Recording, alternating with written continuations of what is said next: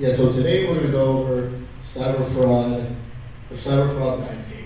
And like you mentioned, my name is Christopher Della Rosa.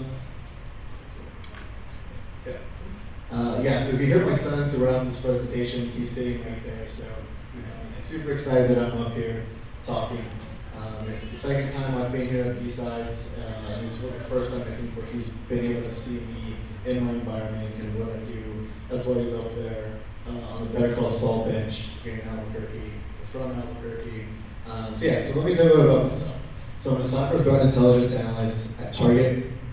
I specialize in fraud intelligence. My role involves around working with asset protection, our cyber fraud team, insider risk teams, to identify online threats to the organization, such as misuse of reward code fraud, credit card fraud, brand protection, insider risk, and any types of fraud-related activities that threaten the organization.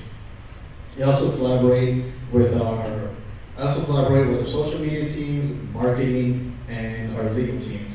This includes conducting threat assessments and managing brand protection violations such as copyright and intellectual property issues.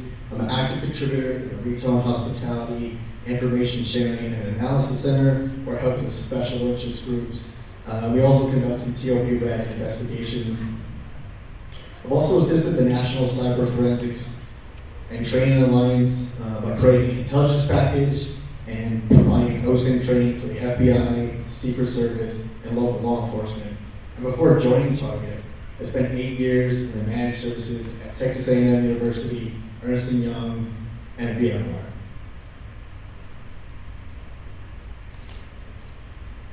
So here's what we're going to dive into today. Here's what we're going to dive into today.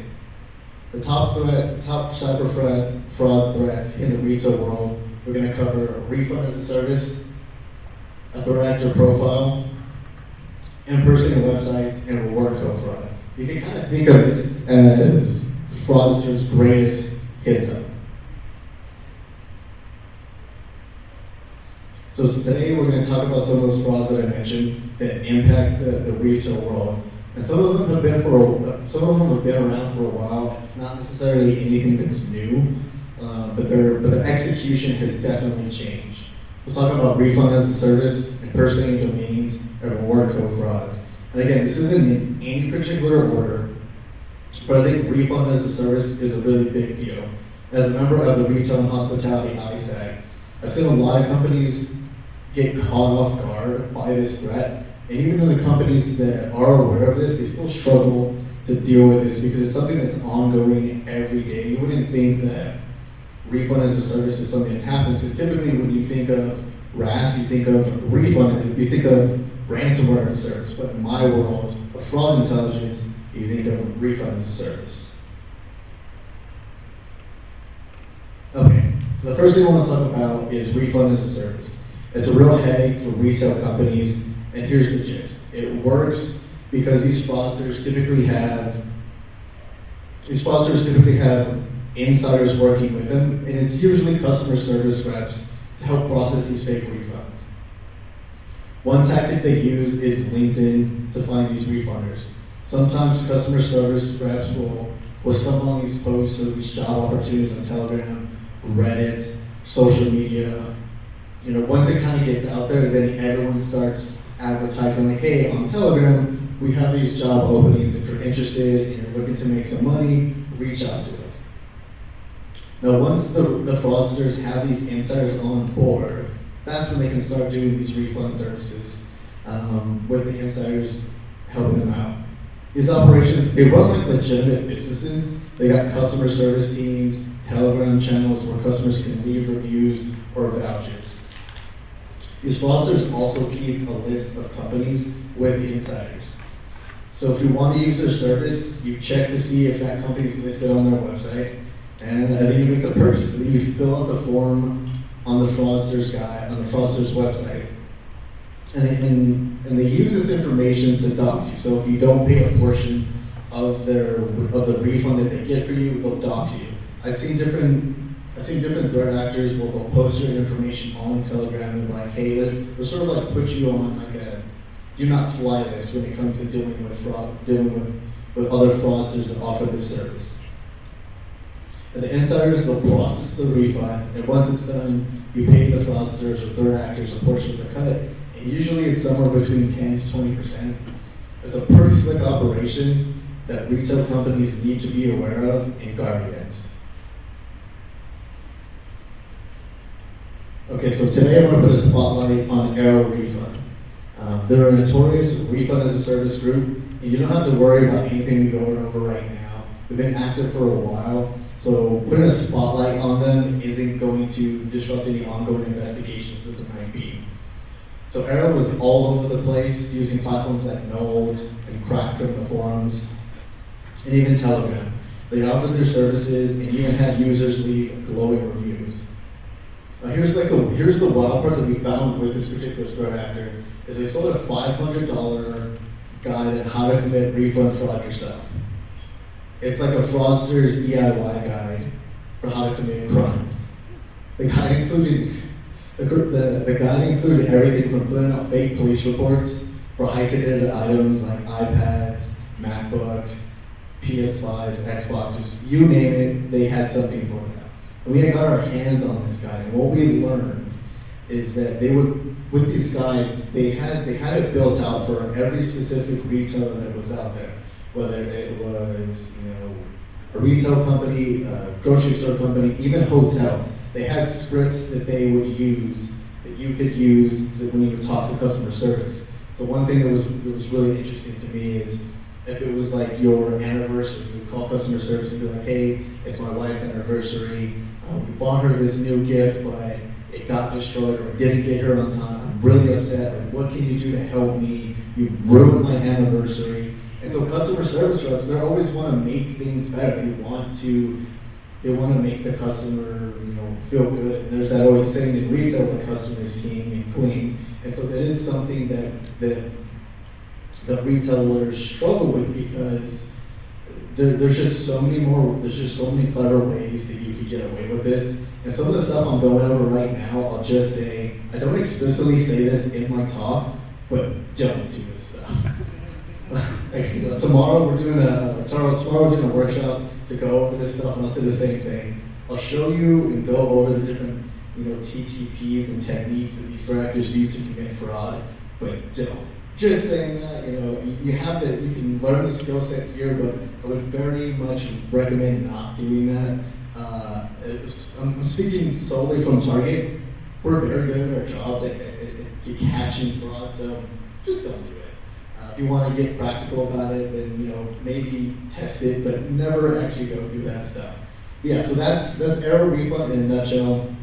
And again, the playbook might be out there, but for the most part, a lot of retailers are aware of what is going on, and we share this stuff across the different, RHISAC members that we have, because we want other members to be informed, because that's what it is at the end of the day. It's sharing this information to make sure that gets out there to where we slow down these threat actors. So right here, so this document right here, this is pretty interesting.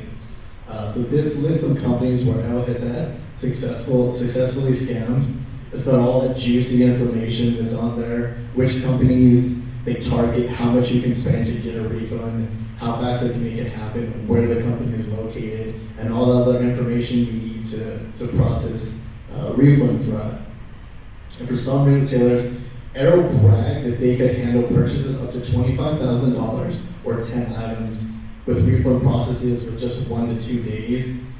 And they even had the nerve to suggest for signing for these deliveries with fake names to cover these tracks, which was pretty absurd whenever you're going through these orders. And it's like, okay, I see an order from Taylor Swift, I see an order from Kendrick Lamar, Michael Jordan is placing a bunch of order for Stanley mugs. Like, it's just all over the place. So you can tell that they're using these fake names. It's like, okay, I guess maybe Taylor Swift does need 50 Stanley mugs, but Michael Jordan likely doesn't need this many Stanley mugs. And so these are some of the posts that we were able to get from Arrow's Telegram channel. If you look at some of these posts, you got guides, lists of companies that they scam. They even had an Amazon refund tricks that are listed on the right.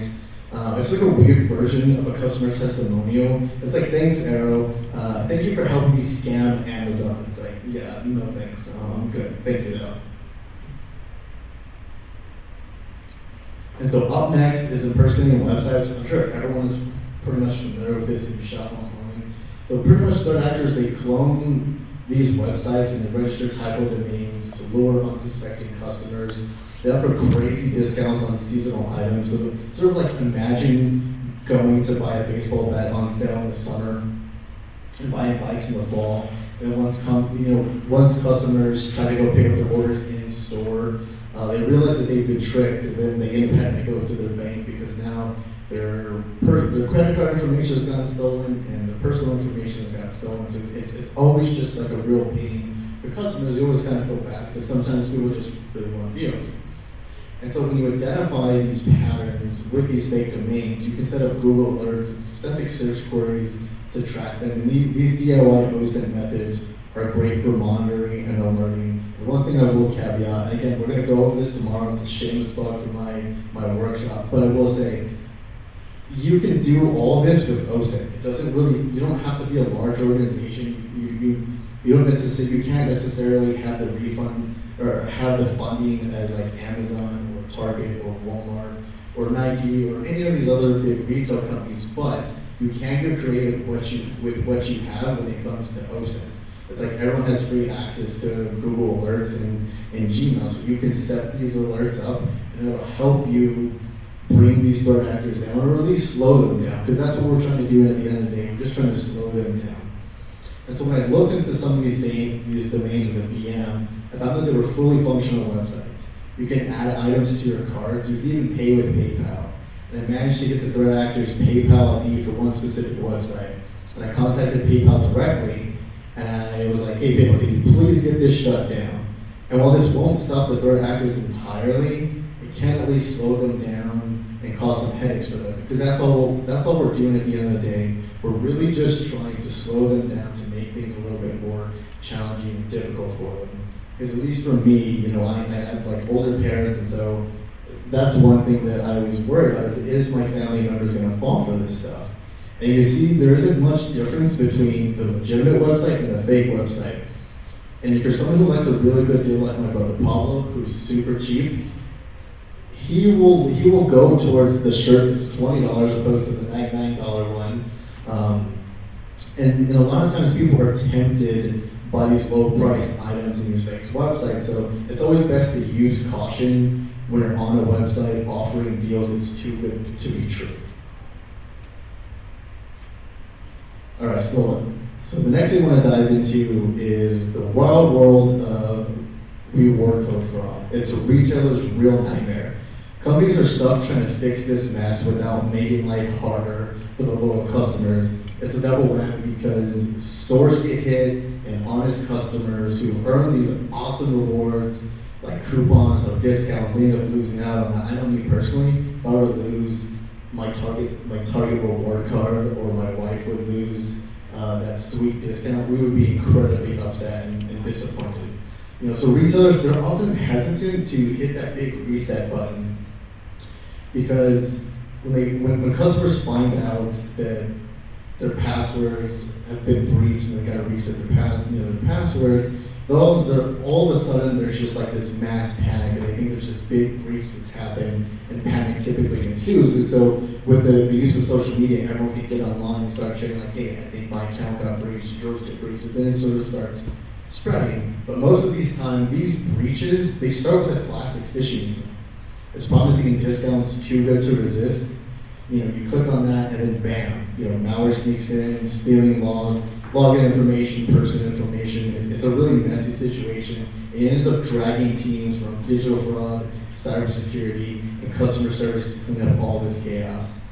And if we don't get better at stopping reward code abuse, scammers are going to keep lying in their pockets at the expense of retailers. Cybersecurity teams will just end up pulling their hair out, and customers will miss out on those great rewards. And let's be honest, no one wants to miss out on their hard-earned reward codes. So for the moral of the story, stay vigilant. Don't fall for those shady emails promising the deal of the century, and your rewards and your sanity will thank you. So some recaps and takeaway. Thank you so much for sitting with me today. I know we're at the end of the day, and I kind of want to go over this pretty quick, but quickly we'll go over what we covered. So major cybersecurity threats, refund as a service, impersonating websites, and reward code fraud.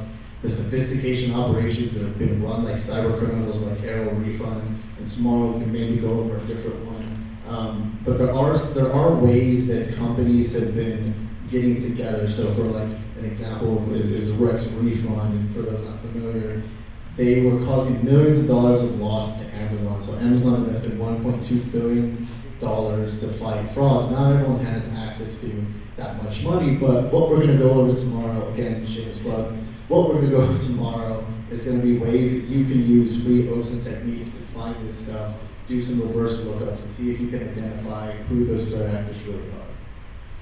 And the importance of staying proactive with OSINT techniques and industry collaborations.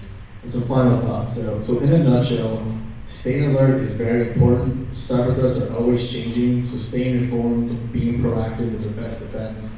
Getting involved with industry groups, coming to conferences like B-Sides, and sharing intelligence can really boost our efforts. All right, so now we'll go up to questions. So I would love to hear from y'all. Any questions or thoughts on what we covered today? Feel free to ask anything, share experience, and so we can tackle these cybersecurity threats together. The young lady in front.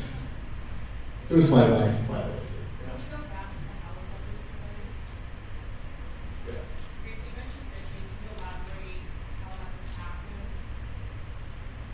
Yeah, so for this one right here, so it's kind of ironic. I actually reached out and talked to the Howell Brothers team, and what ends up happening is they'll post these on social media. So they'll post this stuff on social media, like on Instagram. So the example that I saw, so on the bottom, that was the impersonating website, and then this snapshot is what they had on there. And so what they did is they posted this on social media on like a stories, and you can see how there's like a countdown right there. It's like, okay, well, you have like 8 hours before you miss this. And so they're starting to use, even phishing emails, because what they'll do is they'll potentially breach the company and get that mailing list on there, and then send out these emails. Because I remember, this was a couple of years ago at Dick's Sporting Goods. Y'all have all probably got those Yeti emails offering, if you do this survey, then you get free, you get a discounted Yeti email. And again, it's seasonal. So sometimes we were seeing, baseball bats in the spring, and then golf clubs, and so it really just depends on the season, and that's what they're doing. So right now, some of this stuff that we're seeing with Howell Brothers is they're selling all the old, they're having deals for the old inventory, so customers are thinking like, hey, I'm getting all these really great deals that are coming out right now, but they're trying to like slip in when it comes to this stuff. And one thing to keep an eye out is these survey websites that are coming out. You'll get an email for, hey, do this email, you get like a $750 reward code or discount code, and you have to just fill out all this information. What they're trying to do is harvest your PII and harvest your PCI. So it's like, well, why would you need my credit card information if you're going to give me a gift card? So hopefully that answers your question.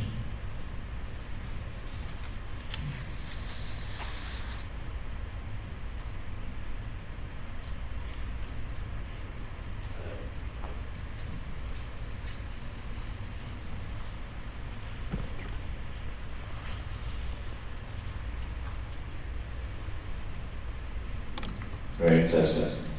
Hey. So do you see a lot of crossover between the cyber criminals that do refund theft and those that do other types of cyber criminal activity, like bot farmers, denial of service, ransomware? Yeah, so not so much the ransomware, just because like a lot of times these aren't really sophisticated threat actors. I can tell you that. Like Lockbit, again, another shameless plug for tomorrow. We'll go over Lockbit's Telegram channel, but a lot of these threat actors, they're not going to operate in the dark web. They're going to do it in Telegram, Discord, Facebook. I've seen people post on LinkedIn opportunities to work with these threat actors. So sometimes what we have seen is organized retail crime. So it's not necessarily the traditional cybersecurity criminals that you would think of, but it is some form of like organized retail crime that we have seen. And what we have seen is they're starting to use freight forwarders for these addresses and for these orders that they place. And it's like a really big organized crime organization to where we have seen the cartel get involved, some of the mafias get involved. And so we've had some experience with looking at shipping manifests to where you can see where the logistics company is shipping stuff all over the world. So there is some overlap, but a lot of times there's not going to be like threat. Like I think the most with the denial of service is for bots is going to be whenever they have these high ticket items. Like I don't know if you remember when the PS5 and the Xbox came out, people were using bots and were just constantly hitting the websites. Even with shoes, when the Jordans were coming out, people were using bots to hit that. A lot of that has died down now because of the security measures that retail companies put in place. But for the most part, like there's some overlap, but not a lot.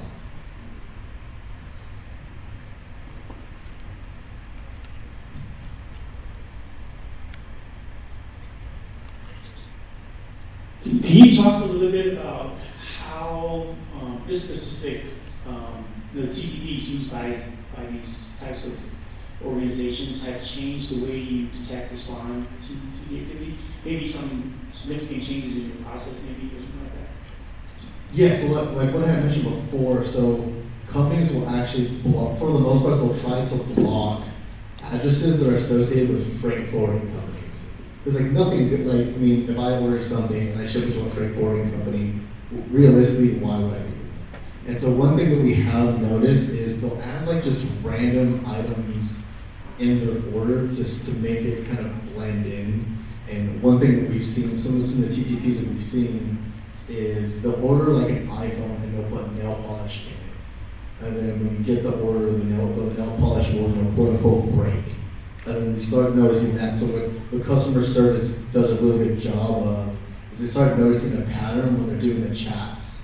Or what they'll do is they'll see, like, the Stanley mugs, for example, they'll start seeing like, okay, well somehow we're losing like hundreds of thousands of dollars for a guest can keep with Stanley mugs. And then you start noticing that pattern, or they start sending it to a specific address, but they're sort of obfuscating the address in the sense that it's like a typo address. So where like it's like it's 12345 Avenue, 12345 B Avenue, but it's still the same like zip code. It's still the same general area. And I think what we do is we try to notice patterns on the cyber fraud side. It's like, okay, we're noticing like one thing for I can give an example is like Nutella was like a really big thing a couple weeks ago, and even like Harry's razors. So you could buy these Harry's razors, and there's a certain threshold for guests can keep. And so what we were noticing is that they would buy all these razors in bulk, and then they would use these freight forwarding companies to ship them outside of the United States. And we would just, because the companies handle all the import fees and taxes and everything like that, like that's how we could tell it was likely connected to like organized retail crime. And that's when we try to work with law enforcement to see if we can do anything to at least stop it or slow it down. Hopefully that answered the question.